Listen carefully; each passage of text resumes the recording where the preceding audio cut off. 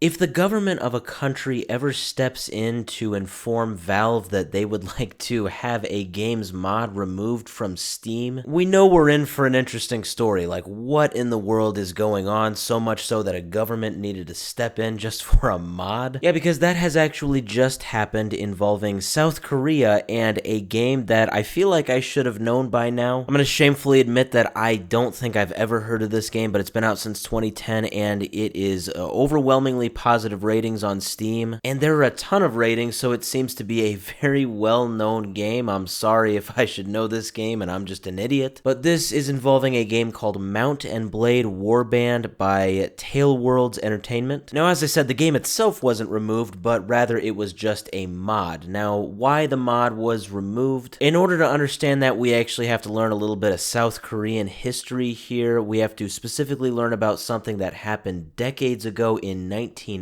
called the Gwangju Uprising. So this was a huge demonstration. Essentially, it was led by students. It was like a pro-democracy demonstration. It lasted for about a week and a half. The whole thing was they were protesting the end of martial law. They were specifically protesting a military general who was actually acting as president at the time due to the actual president's assassination. And yeah, TLDR, he not only enacted martial law, but he also closed universities and banned protests, just a whole bunch of stuff. And so the reason why this whole Gwangju Uprising is so well known years later is because there were a ton of people that unfortunately passed away as a result. It looks like it's a pretty widely accepted notion that this was a massacre on these protesters from the South Korean military. To state the obvious, it was an extremely unfortunate and very brutal event in South Korea's history. Now, the reason I am describing all of that is because this mod was actually a mod called Gwangju Running Man. Yeah, it's weird, but despite this game being like a medieval game, the whole mod depicted the event like it added